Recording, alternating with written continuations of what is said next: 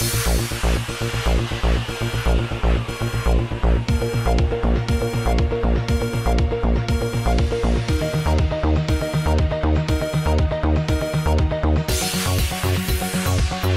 हैदराबाद के press club में मुल्क के यौम सियाह 6 दिसंबर के खास मौके पर मुल्क की बाएं बाजू की सियासी पार्टियों के बहुत सारे लोगों ने साबिका MP जनाब अजीज पाशा की सदारत में राम भक्तों की बाबरी मस्जिद को ढहाने की 25वीं बरसी पर एक एहतजाजी बैठक मुनक्किद की, जिसमें बिला लिहाज मजहब मिल्लत मुल्क के कई दानिशवरों ने हिस्सा लिया और बताया कि बाबरी मस्जिद को ढहाने में तमाम सियासी पार्टियों के सियासी हथकंडे शामिल हैं और कहा कि पूरे मुल्क के नौजवानों को नौकरियों के ख्याल से हटाकर उनसे ये काम लिया गया, क्योंकि दुनिया में किसी भी मजहब ने कभी भी ये तालीम नहीं दी कि वो दूसरों की मजहबी इमारतों को तोड़ दें।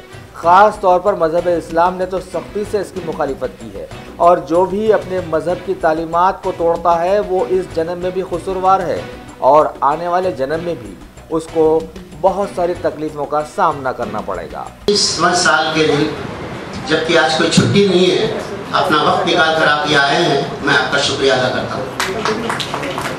ये तमाम लेफ्टिस्ट पार्टीज मजहब को नहीं मानते, मगर मजहब की अलामत मस्जिद ये जुल्म और नाइंसाफी, इंसाफ और हक की लड़ाई समझकर उसमें साथ देने के लिए जमा हुए हैं, हमको जमा किए हैं, उनका शुक्रिया अदा करता हूँ।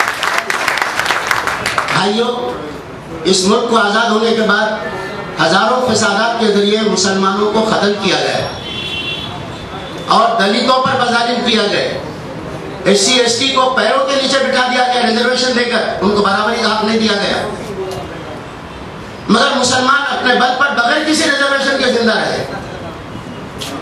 मुझे रिवार्ड देना है तो मुरादाबाद की चीजें दी जाती थी उसको गिफ्ट में, वो पूरा खत्म हो गया, मशीनें आ गई वहां पर। एक बिजनेस मुसलमानों के हाथ में था, चमड़े का बिजनेस, मद्रास के स्किन बिजनेस, लेकिन ये बदमाश गवर्नमेंट, बीजेपी की गवर्नमेंट, मुर्दाबाद बोलिए आप, बीजेपी की गवर्नमेंट मुर्दाबाद, मोदी गवर्नमेंट मुर्दाबाद, अडवाणी मुर्दाबाद, बाबरी मस्जिद जिंदाबाद। तो ये बदमाश गवर्नमेंट ने एक्सपोर्ट को खत्म कर दिया चमड़े के। 200 रुपए में जो चमड़ा एक बकरे का बिकता था, 20 रुपए में बिका पिछले साल। मुसलमानों के हाथ से बिजनेस चला गया, लेकिन मुसलमान सर झुकाने के लिए तैयार नहीं है। अंदर ये हौसला दिया है, वो भूखे रहेंगे मगर सर नहीं झुकाएंगे। इसलिए टारगेट बनाया मस्जिद को, ताकि मस्जिद को तोड़ेंगे, शहीद करेंगे, कुरान को जलाएंगे तो इनके हौसले खत्म हो जाएंगे, फिर जैसा बोले हाथ जोड़ के रहने के लिए तैयार हो जाएंगे।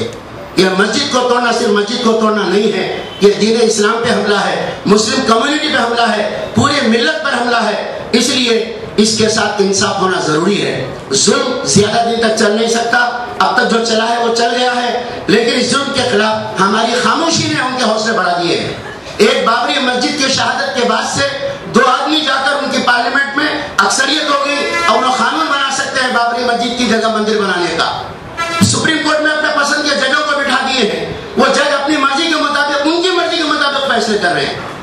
अफजल गोरू पार्लियामेंट अटैक में कोई रोल नहीं था, जजमेंट में लिखा हुआ है, लेकिन फांसी दी गई। क्यों? कौम के सेंटिमेंट को देखकर उसको फांसी दी गई। गोया असम सुप्रीम कोर्ट के अंदर इंसाफ की बुनियाद पर, शवाहिद की बुनियाद पर, दस्तावेज की बुनियाद पर फैसले के बजाय कौम की आस्था की बुनियाद पर फैसले हो रहे हैं या सेंटिमेंट की बुनियाद पर फैसले हो रहे हैं। अभी केरला की एक लड़की इस्लाम कबूल करी, हादिया, उसने शादी किया एक मुसलमान नौजवान के साथ, लेकिन केरला की गवर्नमेंट हुकूमत हाईकोर्ट ने उन दोनों की शादी को कलअदम कर दिया और उनको दोनों को जुदा करके लड़की को बाप के पास भेज दिया। अरे इस मुल्क के अंदर बगैर शादी के जिंदगी गुजारने का हक है लोगों को, उनको फैमिली स्टेटस दिया जा रहा है, बगैर शादी के जो रह रहे हैं औरत और मर्द, उनको बच्चे हो रहे हैं, उनको राशन कार्ड मिल रहा है, उनको पासपोर्ट मिल रहा है। लेकिन एक शादी इस्लाम के तरीके पर करके अगर कोई जिंदगी गुजारना चाहता है तो असल चीज इस्लाम टारगेट है। उसको अपने शौहर से मिलने नहीं दिया गया। शौहर ने सुप्रीम कोर्ट को खटका मारा, वहां गए तो सुप्रीम कोर्ट ने कहा हम डायरेक्ट लड़की से बात करना चाहते हैं। लड़की से बात किया तो लड़की ने कहा मुझे अपने शौहर से मिलने दिया जाए, मैं मैच्योर हूँ, मुझे अपने शौहर के साथ जिंदगी गुजारने का हक है। लेकिन सुप्रीम कोर्ट ने उसको हॉस्टल को भेज दिया, उसके माँ बाप के पास भी नहीं भेजा, उसके शौहर के पास भी नहीं भेजा और उसने जिससे निकाह किया शोहर के पास नहीं भेजा, पढ़ने के लिए हॉस्टल में भेज दिया। क्या मतलब है इसका? इंसाफ नहीं मिल रहा है सुप्रीम कोर्ट में। हमको डाउट है यह गवर्नमेंट बाबरी मस्जिद का इंसाफ नहीं होने देगी। हमको डाउट है 5 दिसंबर से डेली उसका सुनवाई होने वाली थी, लेकिन 8 फरवरी से होने वाली है।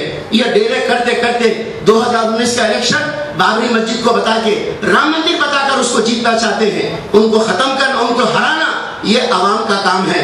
इस जुल्म को मिटाने के लिए खड़े होना ये हमारे पैगंबर की तालीम है। लिहाजा हमको चाहिए कि इस मौके पर इस जुल्म और नाइंसाफी के खिलाफ आज यहाँ एक इंडोर में हम जमा हुए हैं। अरे आउटडोर में निकले हम, सड़कों में निकले हम, और लोगों को बताएं हम कि जुल्म के खिलाफ इस मुल्क के अंदर हम कोई चीज नहीं चलने देंगे। इंसाफ को लाने के लिए हमारे बस में जो कुछ भी है वो कर सकते हैं, वो करके रहेंगे। मेरी आप लोगों से ख्वाहिश है, अल्लाह से दुआ है, और जितनी मेरी ताकत है मैं कोशिश करूंगा। बाबरी मस्जिद के लिए मैं जेल जा चुका हूँ और जुल्म के खिलाफ आवाज खोल के मैं जेल गुजरात में 5 साल रह चुका हूँ। मुझे अपनी जिंदगी के आखिरी दिन भी अगर जेल में जाना पड़े तो परवाह नहीं है। मैं चाहता हूँ कि ऐसे लोगों